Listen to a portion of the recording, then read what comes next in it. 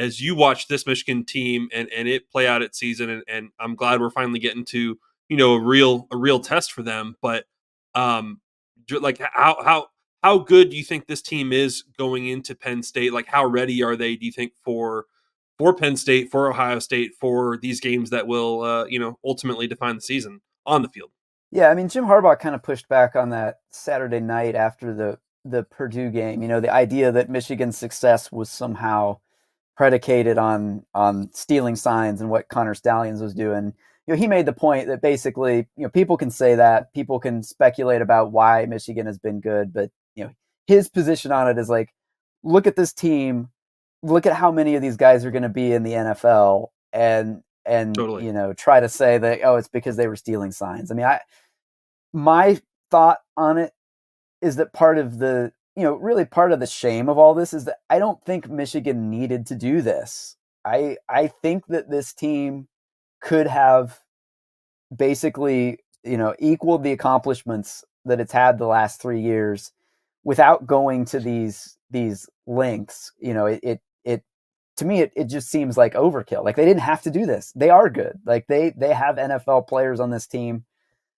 I mean, in the last 2 games, the way they played against Purdue and Michigan State, there was no like noticeable drop off. Like, oh well, they can't do their sign stealing thing with Connor Stallions anymore. It's not like they had close games, against Michigan State and Purdue because of that. So, to me, did it have an impact? It certainly did, and I completely understand the position of the Big Ten schools who want to say like they did benefit from this, and it's not fair that they did, and they should be punished for that. I think that I agree with that position, but I don't think Michigan, I don't think Michigan becomes the 3rd best team in the Big Ten without whatever advantage they had from sign stealing. I would still say that this Michigan team has looked like the best team in the Big Ten to me, and I don't necessarily think that changes a lot because of anything that's happened here.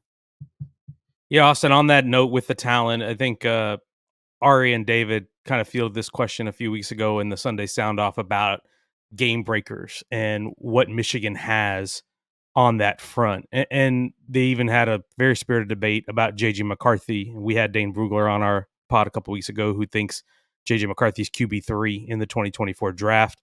And I'm curious, just from you having watched this team, to what degree is he a difference maker if they end up getting on a run to the national championship? And also for people who have just been casual fans who've just been engulfed in this story and not necessarily on the field, who are the other game breakers that you feel like when they face a Georgia or they face an Alabama that are going to change the game for Michigan? Or a great Penn State defense. Yeah. I mean, J.J. McCarthy's the biggest difference with this Michigan team than either of the last two, because he's just playing at a completely different level than even he played at last year.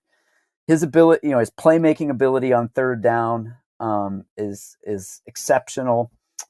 He can really beat you like in every way. He can beat you with his legs. He can be patient in the pocket when he has to be. If you want to blitz him, he can get out of the pocket and make a play. I mean, he's just really, I think, in total command of this offense. And it's really, we've seen the evolution from Michigan last year as a team that everything went through Blake Corum. It was a team that was really an offense that was really predicated on the running game.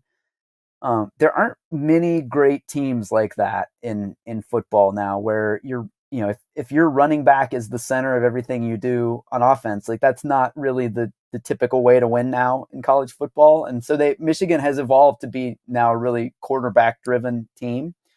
And I think that will give Michigan a better chance to compete against whoever it is, Penn State, Georgia, Ohio State.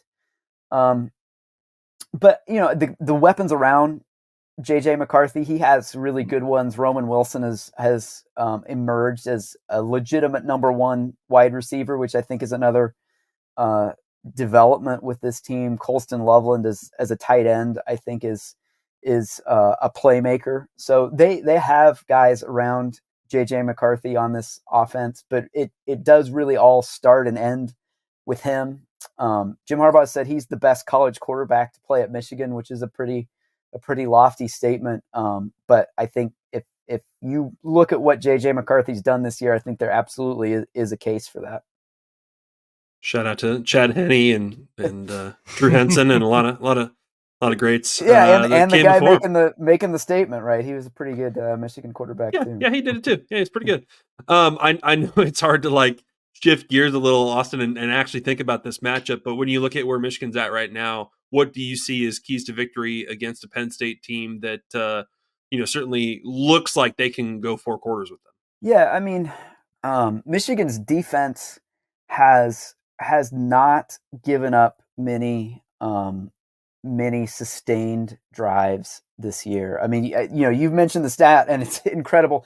They still haven't defended a 1st and goal. I mean, they played 9 games. How crazy is that? Like, It's insanity. teams have just not been able to drive the ball down the Freaking field. force field there at the 10. It's unbelievable. And if you look at Penn State, they have not been a team that has had a lot of explosive plays. They've been a team that's had to drive the ball down the field. So to me, that's an interesting aspect of this game, because I don't think that you beat Michigan without hitting some explosive plays. When Michigan has given up scores this year, it's been because they've given up a big play. So can Penn State hit a couple of those? If they can, I think they've got a chance to be in the game. I guess I'd say the other thing is Michigan's running game has not been as dominant as it was last year or the year before. That hasn't been like a problem for Michigan. They've been able to move the ball and score in other ways. But I do think there's a little bit of a question of, can Michigan still do that if they have to? If Blake Corum has to carry it 30 times in this game, can he do that? And what is the result going to be for Michigan? I think that this is the type of game where Michigan might want to be able to lean on the running game more than they have this season. And so I'll be curious, like, does J.J. McCarthy have to go out and win this game for Michigan? Or can they run it, 30 times and do what they want to do on offense? That's going to be, I think, interesting in this game. Awesome. Before we get you out of here, on that note, with Michigan's defense, obviously you mentioned the stats there and how much they've succeeded.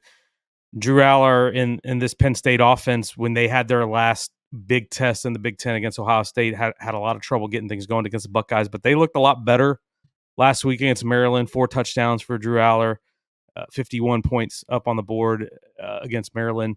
I'm curious what you think about whether this is a Penn State offense that could make things interesting on Saturday against Michigan, and how they're kind of looking at what Penn State may bring on Saturday.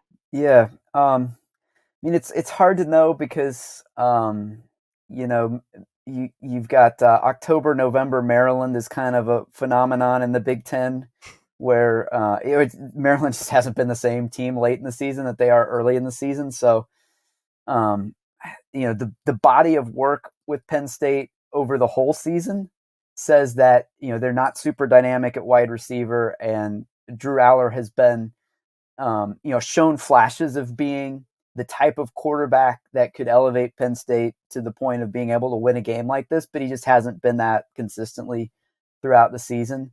And you've got the James Franklin factor. I mean, I've watched Michigan and Penn State play a lot of games against each other, and both of these coaches have been criticized at different times for, going conservative or not being willing to really be the aggressor like you have to be in a game like this. And Jim Harbaugh's kind of shed that reputation the last couple of years. I think James Franklin still kind of has to wear it until Penn State goes out and wins a game like this. So I guess all that to say, I don't really know. I think that Drew Allar gives Penn State a higher ceiling to be able to win this type of game than Penn State had the last couple of years. And it's just a question of whether this is the game where we really see Penn State play up to that, or if we see a Penn State team that looks more like the Penn State team against Ohio State that just wasn't explosive enough really to have a chance to win that game. Austin, regardless of how this game plays out, when you think about it, I'm curious, at the end of the game, what will be shorter, the post-game handshake between James Franklin and Jim Harbaugh, if Jim Harbaugh is there, or Jim Harbaugh and Ryan Walters this last week?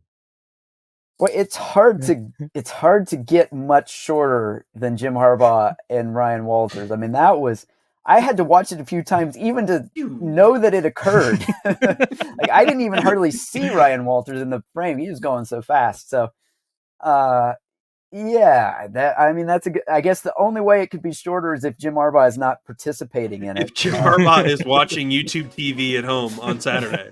Yeah. Again. Yeah, exactly. The quad box, yeah. Yeah.